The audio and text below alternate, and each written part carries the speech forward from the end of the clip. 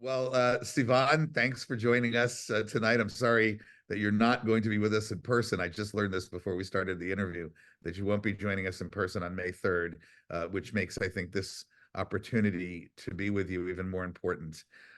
Let's go back. Let's rewind 6 months. And if you could, please talk about how you learned about it, how you, your family, the community that you lead reacted to what happened on October 7th, etc. The movement in particular, I think people would be interested in knowing about. And I'll open that up as a sort of a wider question. So good evening, and I really did hope that I would be able to see you and many other friends in our upcoming meeting, but I won't be able to come. As you know, there is still a war going on. I am going back to 6 months ago in just a minute. At that time, I was visiting my family. Some of my family live in Europe, and I was spending time with them, taking a breather from Israel at the time, fighting for its democracy. Some of you may realize that that was a long stretch of time in which we were with many other hundreds and thousands of people in the streets, trying to safeguard Israel's democracy. And we thought it can't get worse. Hmm. And that's why we were out there in the street.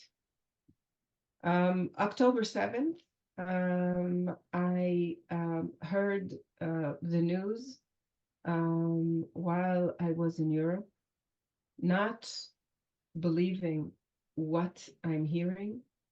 In the beginning, what we heard was that kids ages 16, 17, 20 were in the Nova party, and they were being attacked with no retaliation from the Israeli Defense Forces.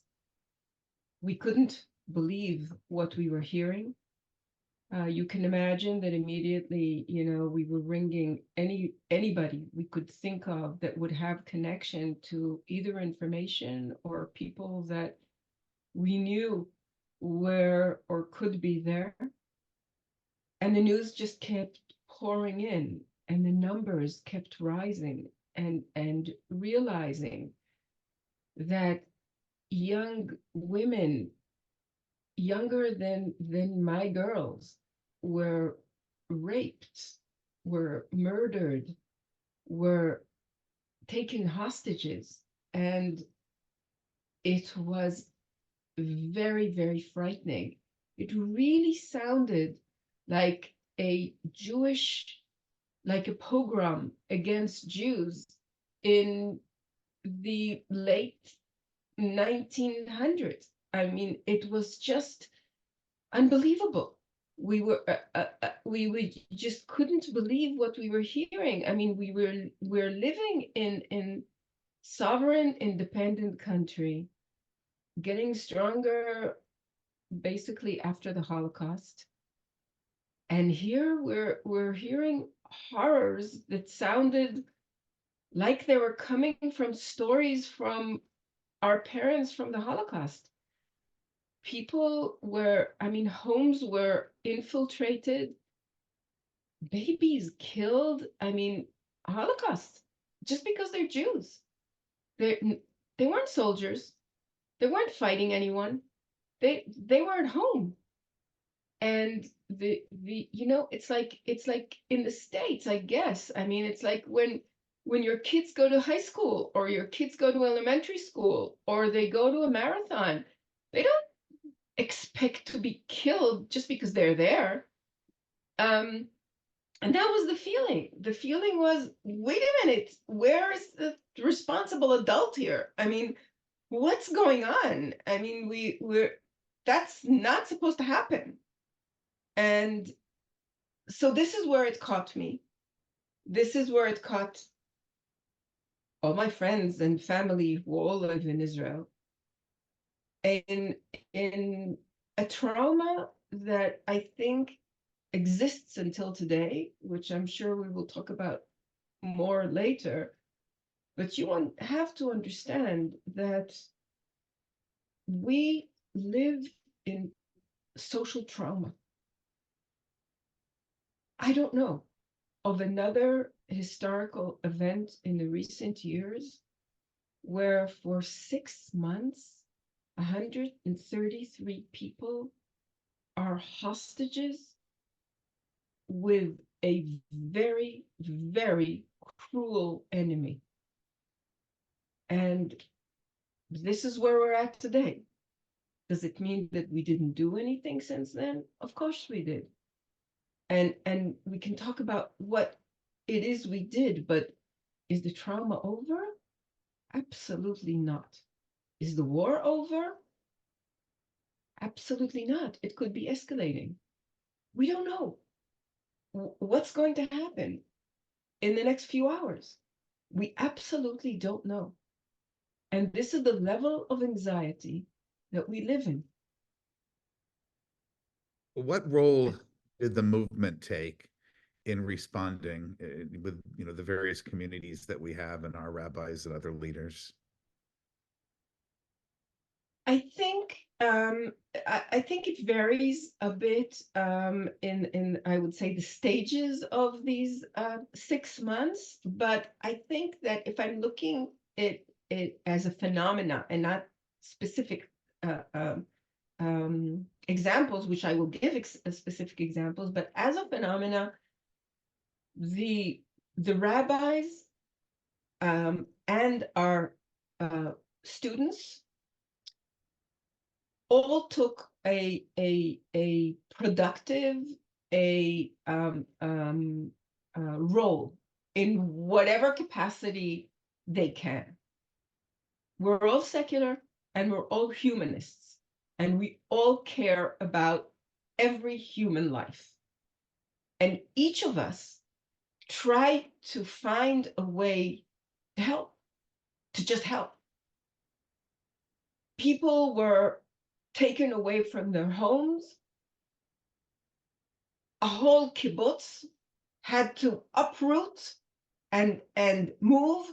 Where do they move? Mm-hmm. So, for example, Nir Oz moved to Mishmar HaEmek, which is another kibbutz. Which, by the way, Yiftach, my husband, who many of you know, was born there and was raised there. And in Mishmar HaEmek, who weren't equipped. I mean, they are a well-off kibbutz, but they weren't equipped to adopt a whole kibbutz. I mean, how do you do it? And these are people who are, as I mentioned before, traumatized because many of them have lost their siblings, their children, their parents. And how do you deal with that? So, for example, one of our students, her name is Tamar, and she was a director of a school for many years. Her assistant is now running the school for the children who have left Nir Oz. How do you start studying after what you've seen? How do you come together? What do you talk about? How do you teach anyone anything? So this is what she's doing daily. She's helping teachers teach. She's helping her friend, who is now the principal of the school, to teach. Now think about it. We're just a few weeks away from Pesach. How are we going to celebrate liberation? What are we liberated from? Are we liberated? What kind of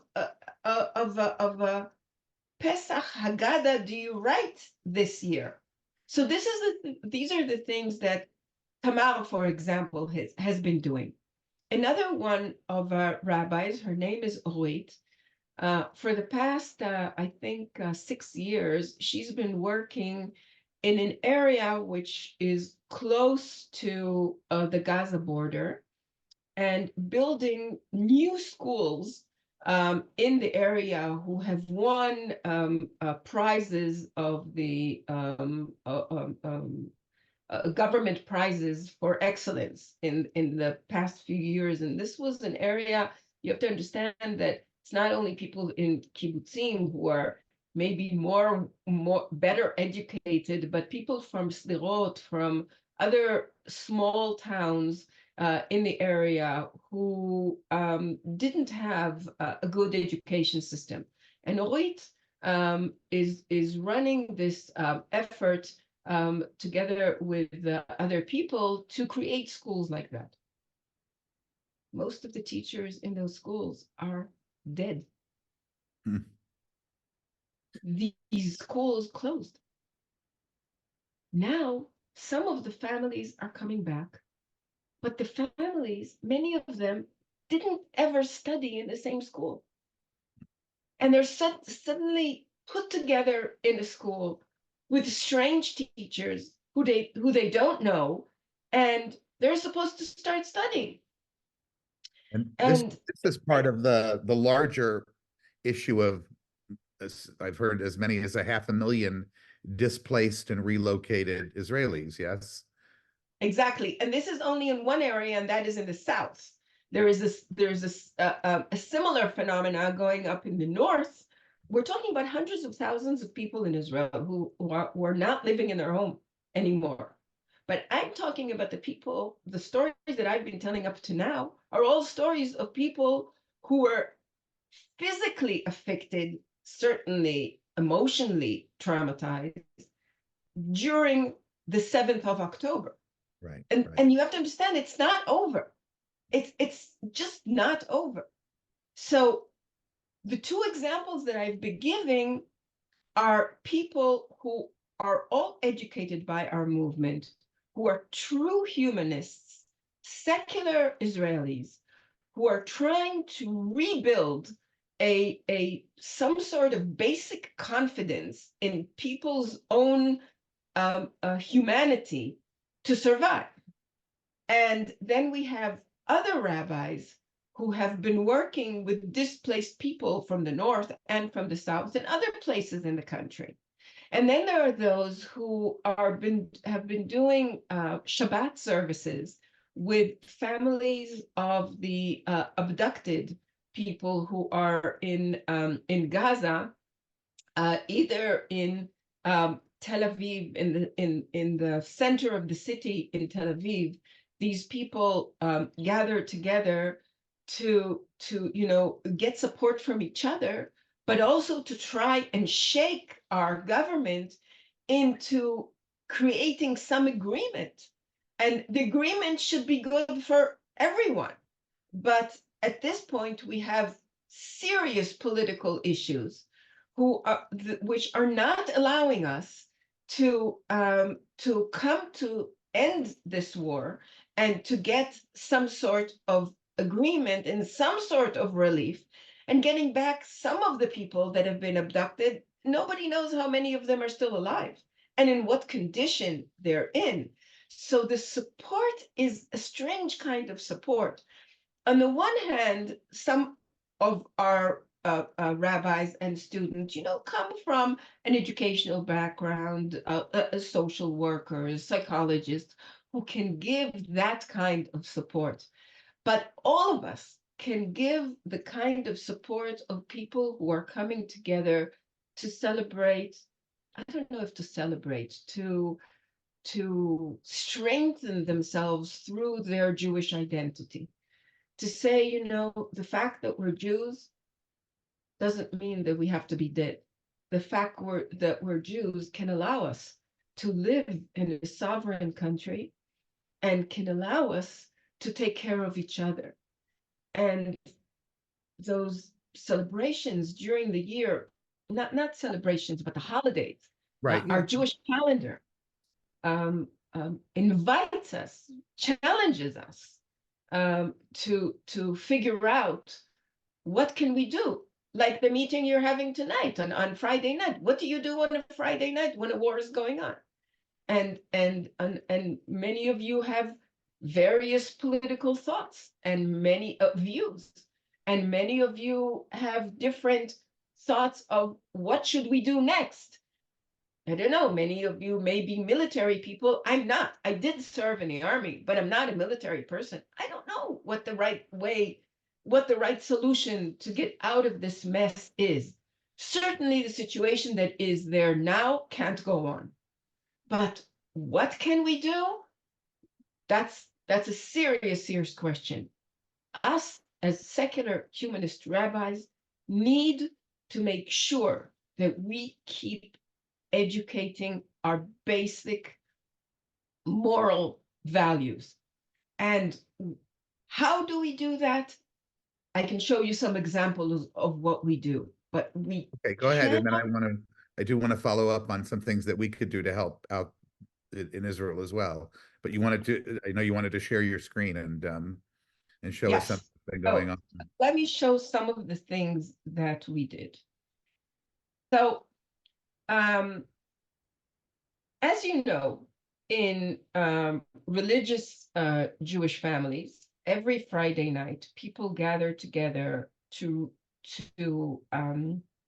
celebrate the Shabbat by repeating the same text. Why? As you know, in our movement, we say what you believe and do as you say. In other words, if we don't choose a text and repeat it again and again and again, we cannot assume that people will actually be educated or even understand or know what it is we believe in.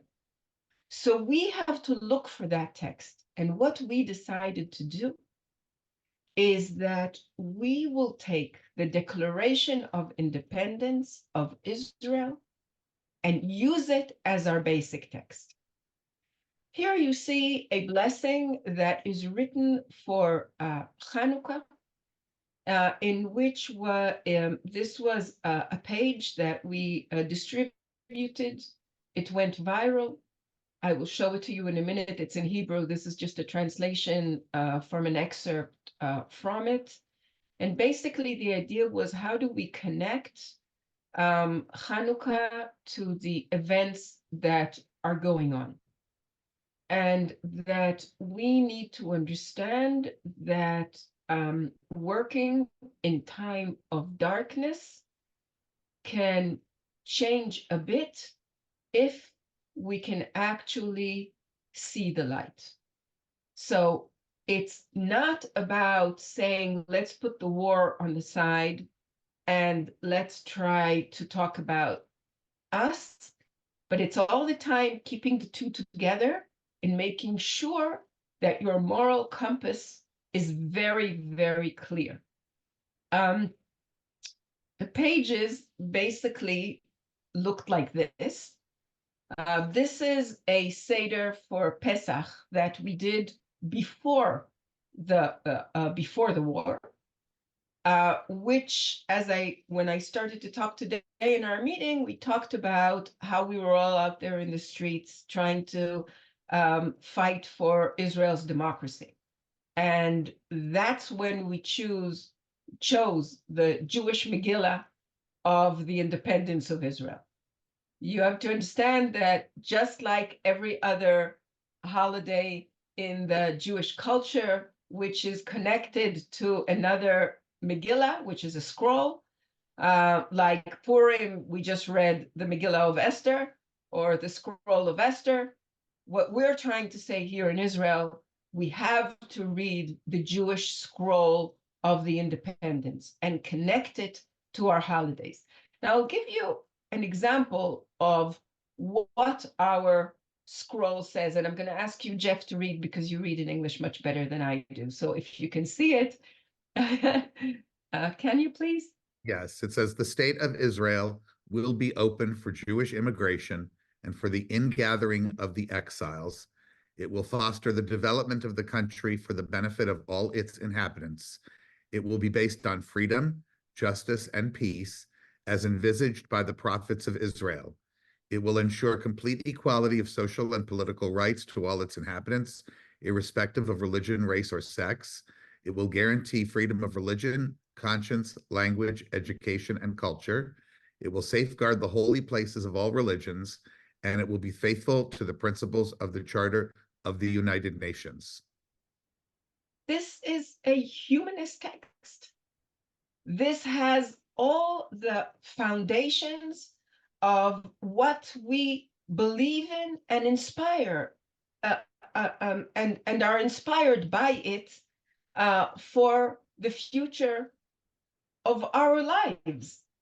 The fact that we haven't been able to accomplish everything that was envisioned by our mothers and fathers who wrote this just means that we have a lot more work. I'm sure that if we would look at the Declaration of Independence of the United States, and we would judge it 70 years after the foundation of the United States, we would see that there was a very big gap between what people envisioned and what people were able to achieve. So we have a lot of work. And this was our position before the war broke out. This is still our position. And we're adamant to keep sharing this text. This text was, by the way, translated into English and also, as you see, into Spanish. We talked about it. As you can see, I appeared on the television on what we call the Democrat TV, which is a independent television station which has a very big rating in Israel, and also a piece was written about these pages, which appeared in the general media in Israel. And so we continued. We went with the same concept during Yom Ha'atzmaut. And this is Hanukkah. And as you see, we use the same graphics that that our organization, our international organization uses, because we feel we're all one family. And we came out with pages for Hanukkah about, I'll go back to Hanukkah in a minute, just to show you that we did the same thing for Shabbat. And this is another page about Shabbat, which I will be happy to send to you. And the concept was all the time, don't forget what it is that you believe in, and make sure that this is your beacon, and that whatever you do, if you work in schools, or if you work with people who have moved away from their homes, if you meet soldiers and give them lectures, which is what some of our rabbis do, make sure you talk about the humanist values all the time, and make sure that this is how they understand that this is what we expect from them, just as it is what they expect from us.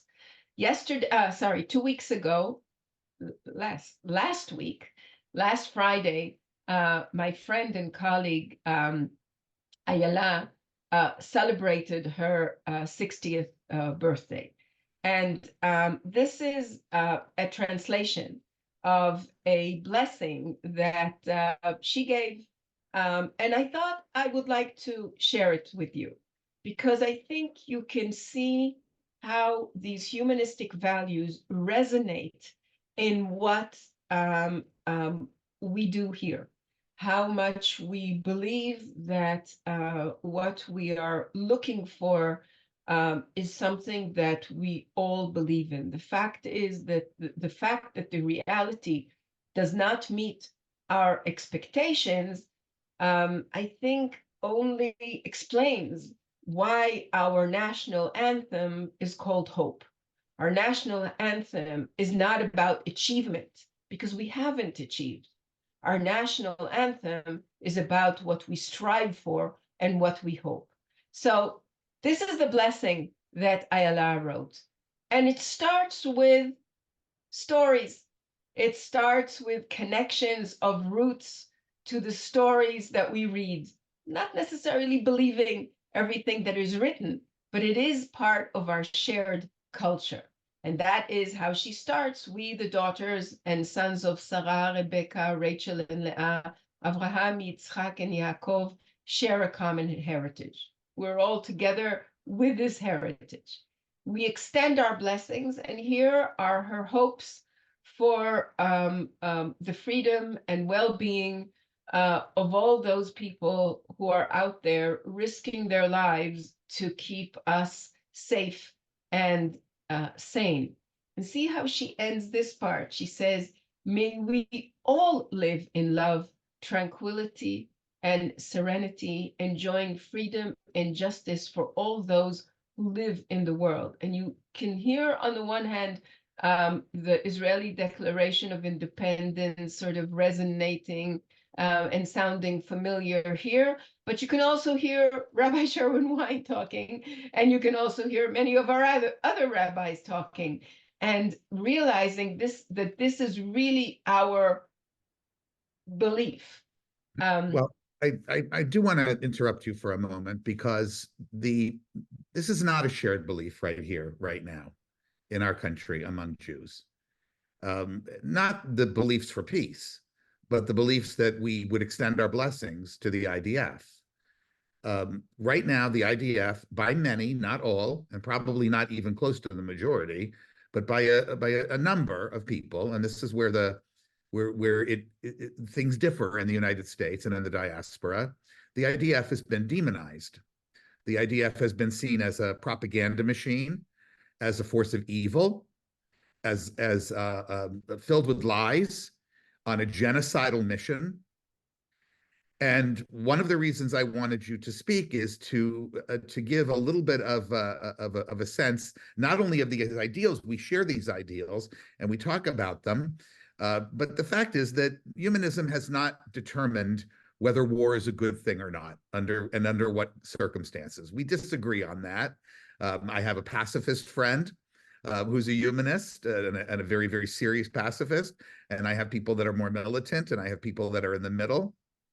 And so this idea, you show something from Federation and this and that, in some parts of our community and in larger parts of the American Jewish youth community outside of our movement, there is an enormous amount of criticism for the IDF and a feeling that, no, they are not there to protect the safety of the Jewish people. They are there to destroy Palestinians. Now, I take issue with that. My congregation now knows that I believe and have some sympathy for the conduct of the war. And I'm not asking you to speak as a military expert, because I understand that you're not. But there's nobody in Israel who's not been in the IDF. It's a people's army.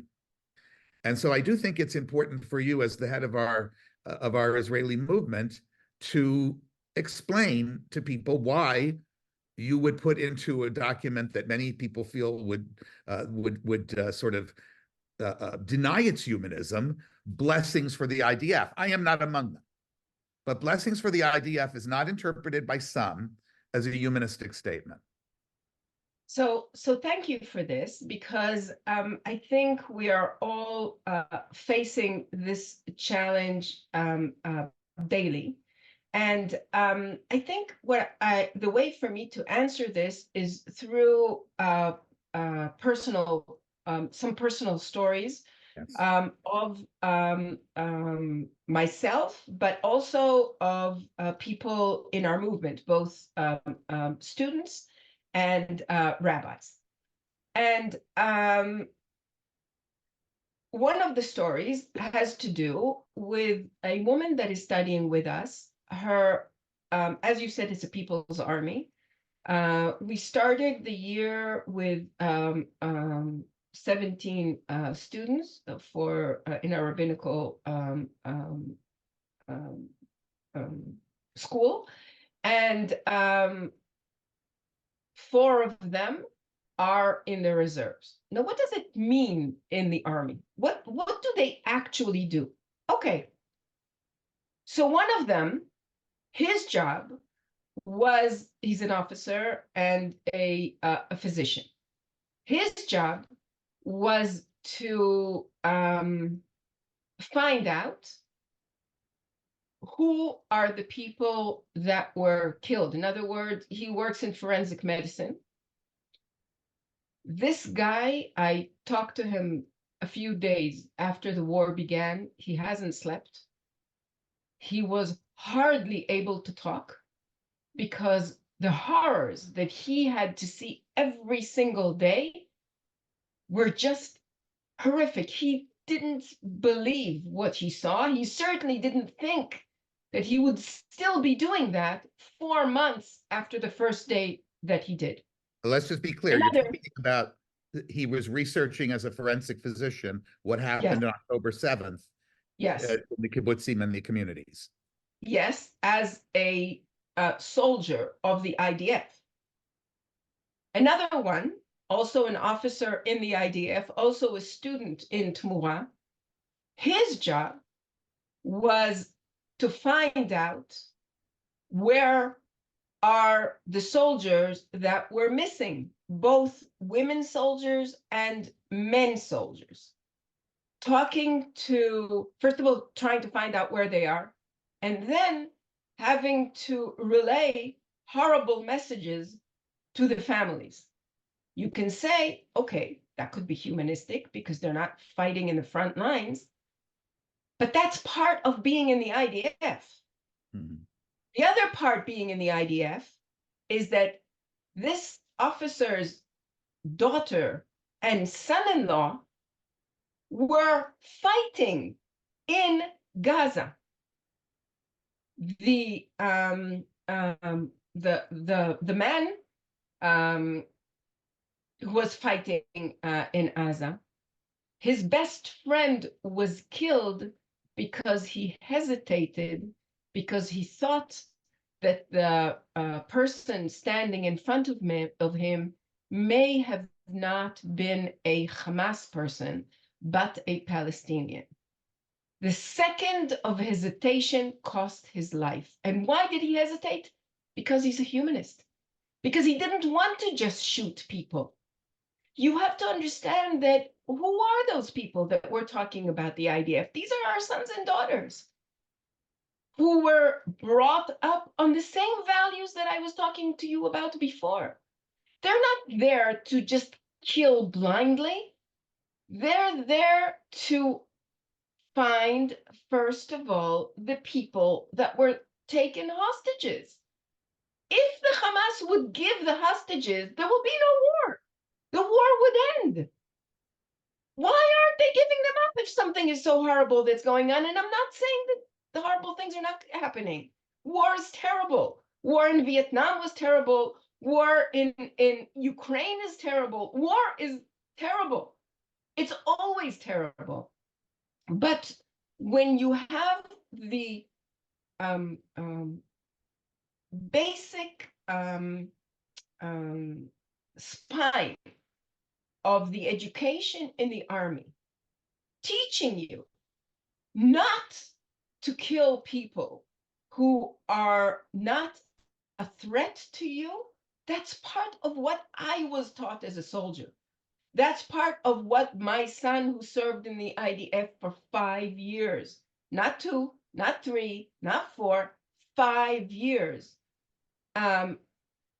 was made to understand that this is the basic rule of what is going on. I'm sure you're hearing this with 2 ears. One is empathy to what I'm saying. And you all know I'm not lying. But your other ear is the critical ear, saying, so how come so many people are killed? How come all this horrible thing is going on? I can just tell you that, back to what I said before, war is horrible. I want the war to be over. I want it to be over. I don't want it to have had to start, but certainly it hopefully could have been over before. I don't know what the price will be when the war will be over to us. I don't know.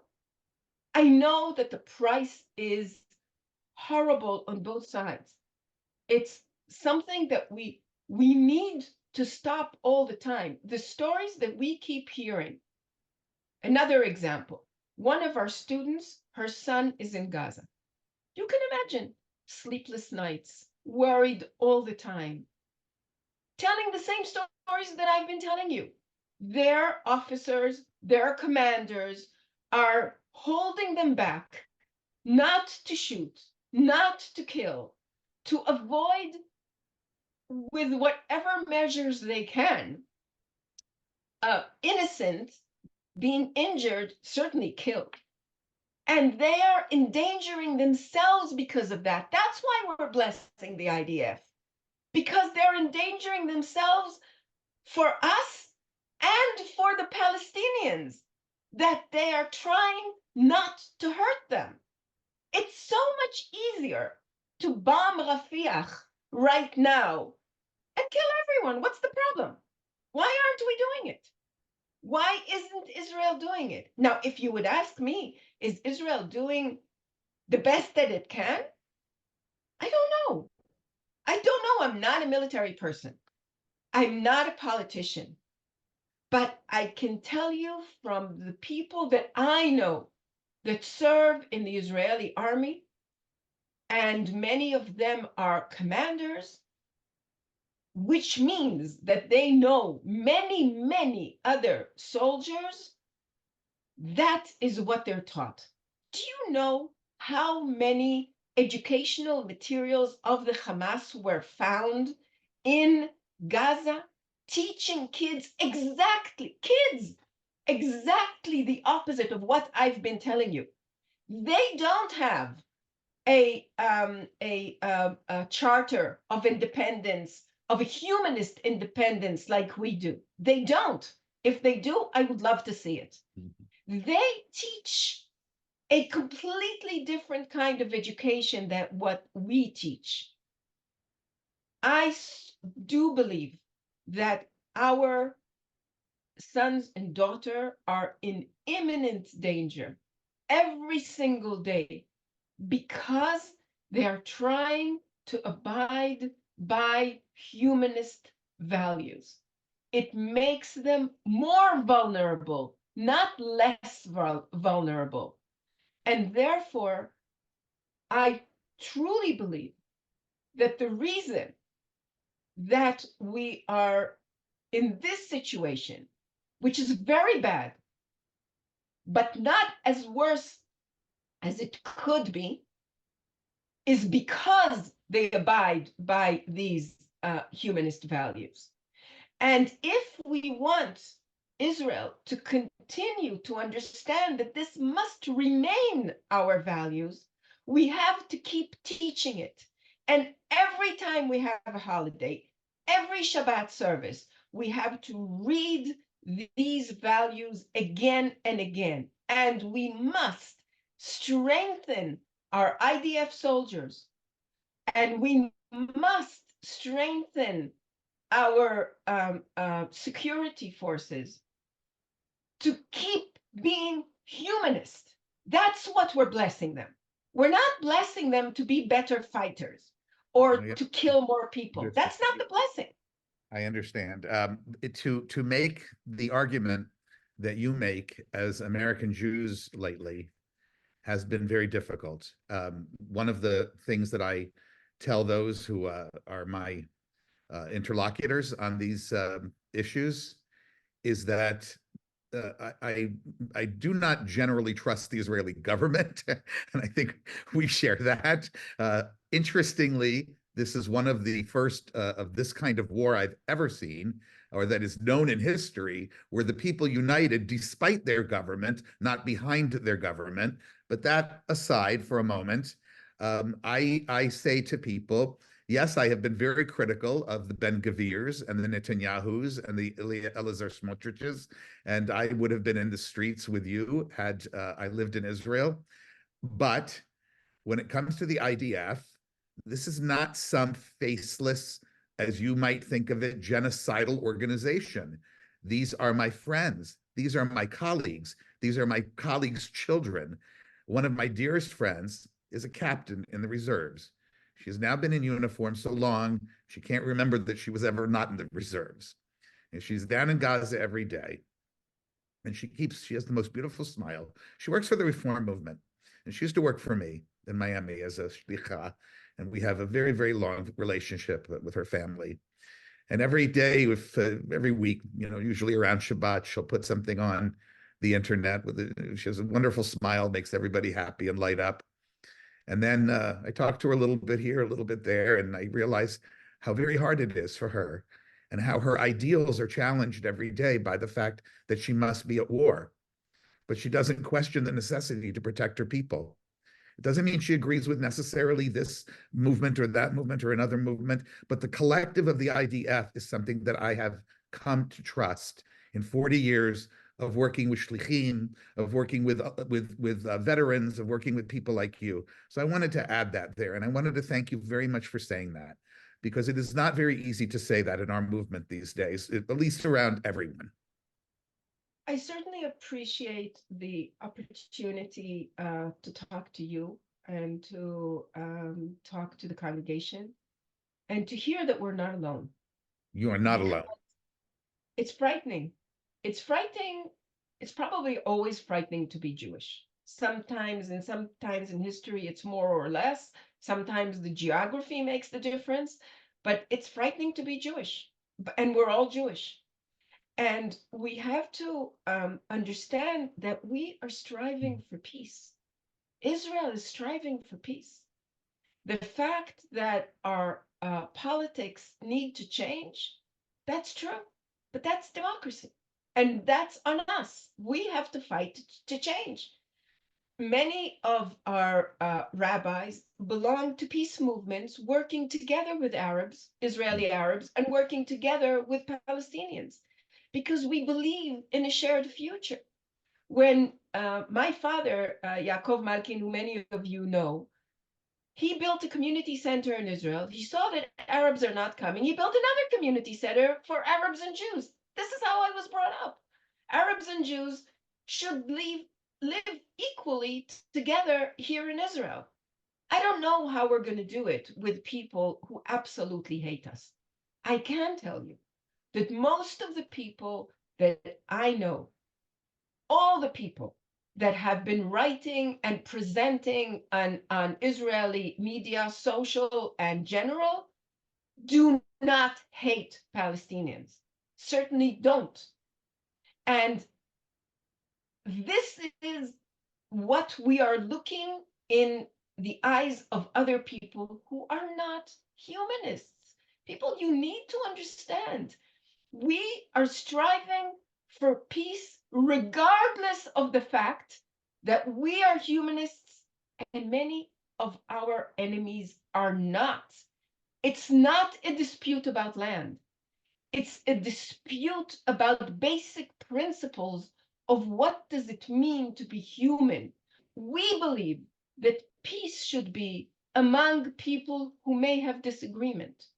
For them, it means a country where they don't disagree with anyone, when they don't disagree with gays, where they don't disagree with people in different races, where they don't disagree with people in different religions, because they will not exist according to the writings that they have published.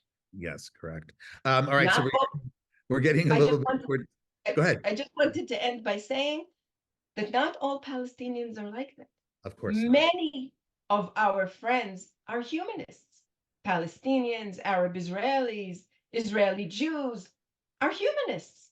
So we do have people to work with, but we need your support to understand that we need to keep humanism on a pedestal and to make sure that this is our shared beacon.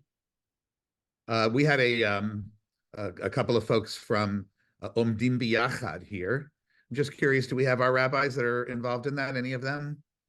Yes, we do. We have people in Omdim B'Yachad. We have people in Rabbis for Social Justice, who are both working with Palestinians. They serve in the IDF when they're called, don't they? They all served in the IDF when they're called, and their sons and daughters are. Just wanted to make that little point. I think it's a very important point, because these are the homes that they were are raised in. These are their beliefs. And even in the people that were murdered in near Gaza, there were peace Yeah. workers who were Yes. killed Notable, amongst. notable ones. Yes, so this is the terrible reality that we are living in. And I just wanted to mention that the blessings that Ayala wrote end up with a quotation from the Bible, you know, hoping that all our weapons are We read it transformed frequently. Yes. into agriculture Yes. and agricultural tools. And this is what we're striving for. This is what we're hoping for. And I believe that this Pesach, when all of us are going to sit around the table, we have to challenge ourselves and to understand that we and humanists who do not believe in a higher power understand that the higher power is inside of us. Yes. And if we want things to change, we have to look inside and understand that the empowerment for change comes from within and with the solidarity that we create together, regardless of the disagreements that we have. And we have I to would keep the disagreements. I would also suggest, though, that it does need to the discourse around Israel and Palestine here in the United States does need to become more fact-based. And I think that that's something that you very passionately reminded us of, because there is a tendency now to have demonized Israel to a degree of calling upon an anti-Semitic history of humanity that is completely really knocked me out. And I recalled reading something Sherwin wrote, you know, maybe 5 years before he died, about how anti-Semitism was disappearing. And I hate to think that, unfortunately, his prediction may have gone off the rails. Before we conclude, we did have the question about, given what the humanitarian crisis in Israel, this was the questioner. We certainly understand that there's a crisis as well in Gaza, but there's lots of places that people know to give. What would you recommend? Should we be helping the movement? Should we be giving to Tamura? Should we be finding other organizations? Maybe just give us a couple of examples before we conclude. Okay, so I would say the most important thing, as I see it, and as I see my personal role, is to strengthen the strengtheners. In other words, to empower our rabbis, our secular humanist rabbis, and to support them and the students in our movement in what they're doing. Because the work that they're doing out there is very, very difficult. And once we support them, they support the various organizations and friends that they work with. So So Tamura is the answer. supporting Tmura, I believe, I think that's great. will empower us. I think that's great. All right, so we'll stop with that. I think that's the perfect answer, and you have the credibility to be able to recommend it, and it was exactly what I was hoping you would do. Thank you so much. For us now who are watching this is Shabbat, so I know that it's never too early to wish anybody Shabbat Shalom, with a heavy emphasis on the Shalom part. Thank you so much. Shabbat Shalom to you all.